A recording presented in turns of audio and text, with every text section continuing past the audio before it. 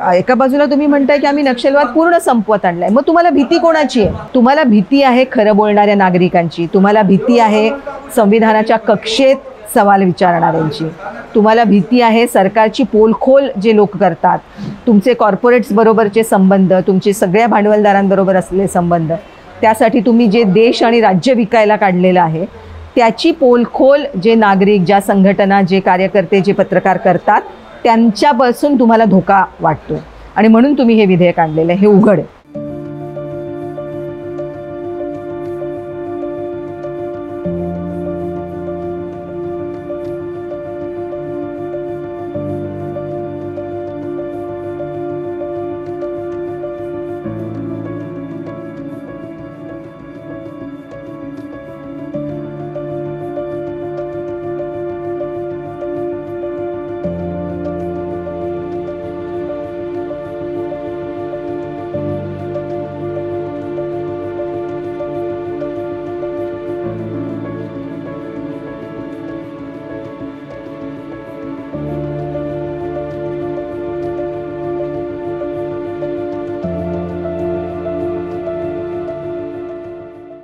मोदींनी आम्हा सर्वांना आंदोलनजीवी म्हटलेलं आहे, म्हणजे आंदोलनजीवी म्हणून आता आंदोलनजीवींना रस्त्यावरच जीव द्यायचा नाही असा सुद्धा प्रयत्न या विधेयकाच्या मार्फत होणार आहे. संघर्ष करण्याचा, आम्हाला आंदोलन करण्याचा अधिकार भारतीय घटनेनं दिलेला आहे. भारतीय घटनेनं दिलेला अधिकार कोणतंही सरकार हिरावून घेऊ शकत नाही. या सरकारला निवडून येण्यासाठी ज्या कॉर्पोरेटनी मदत केलेली आहे त्या कॉर्पोरेटला मदत व्हावी म्हणून अशा प्रकारचे कायदे केले जात आहेत असा आमचा आरोप आहे. हे विधेयक संपूर्णपणे जे जनविरोधी आहे, कामगार, शेतकरी, विद्यार्थी, युवकांच्या विरोधी आहे.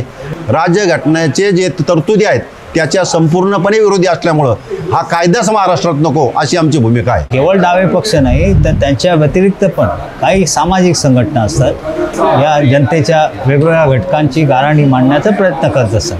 जनतेत फूट पाडून आपला कार्यभाग साधण्याचं पण आज कठीण होतं हे पण सरकारला दिसतं. आणि मग अशा परिस्थितीमध्ये दडपशाहीचा, लोकशाही हक्क नाकारणारा कायदा आणून या सगळ्या विरोधांना बंद करण्याचं काम हे करण्याची गरज सरकारला भासते असंच आम्हाला दिसतंय.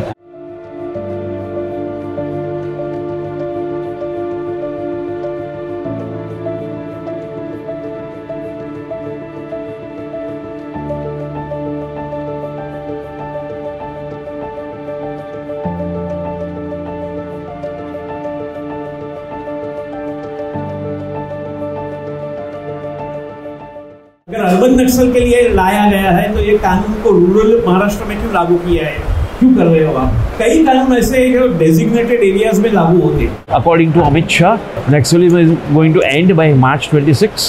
If that is the case, they needed this law only for 4 months or 5 months. They should have made it clear. In Pota, it was made clear it was for 2 years. Tada, it was made clear it is every 2 years it had to be renewed. So there is no reason for this kind of an act to come.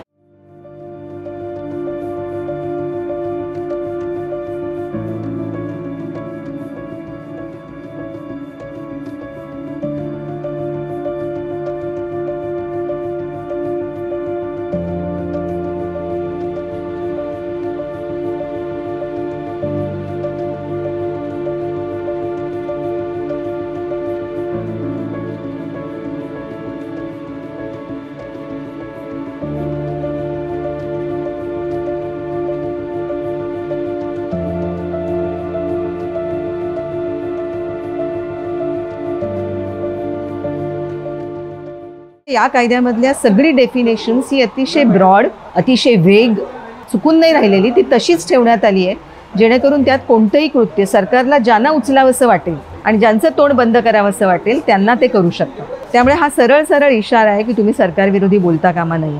तुम्ही गुन्हेगारांना पाठीशी घालताय. संतोष देशमुखांच्या गुन्हेगार हत्याऱ्यांना तुम्ही पाठीशी घालण्याचा प्रयत्न केला. सोमनाथ सूर्यवंशीची पोलीस स्टेशनमध्ये हत्या झाली, त्याच्याबद्दल गुन्हा दाखल व्हायला वेळ लागला. 2 छोट्या मुलींवर शाळेत बलात्कार होतो तेव्हा त्याच्या गुन्हेगारांना तुम्ही पाठीशी घालता. मग तुम्ही तुमचं कृत्य कोणत्या कक्षेत आहे?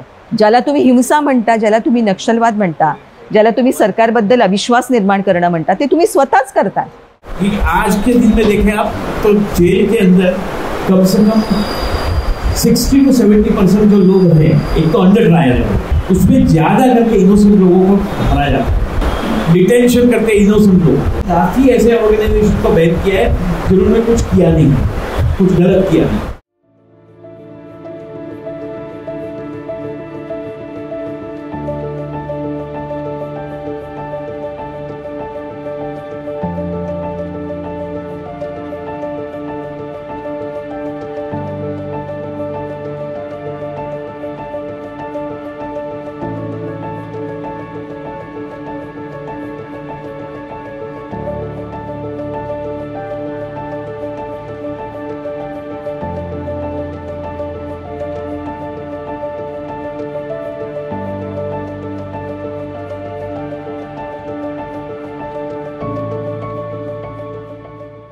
The purpose behind the act is obviously to stop any questions being raised against the establishment, okay, and their supporters, any alternative narrative being brought out. I personally feel the act, there is no question of amendment or changes to this act. This will be a draconian law. It should be opposed tooth and nail, and there is no, and it should be, I mean, it should not come into existence. That's all. 90%पेक्षा जास्त या हरकती आहेत आणि त्यात स्पष्ट भूमिका आहे की हा कायदा रद्द करा, या कायद्याची काही गरज नाही. आणि तरीही समितीचे अध्यक्ष असं म्हणतात की आम्ही सगळ्यांचा विचार करून आणि एकालाही त्यांनी बोलायची संधी दिलेली नाही, एकही हिअरिंग दिलेलं नाही आणि अतिशय हुकुमशाही पद्धतीने हे पुढे रेटलंय. महाराष्ट्राच्या इतिहासाचा काळा भाग असा जेव्हा लिहिला जाईल तेव्हा या प्रकारचे कायदे आणणं आणि या प्रकारची राजवट हे निश्चित अधोरेखित होईल असं मला वाटतं.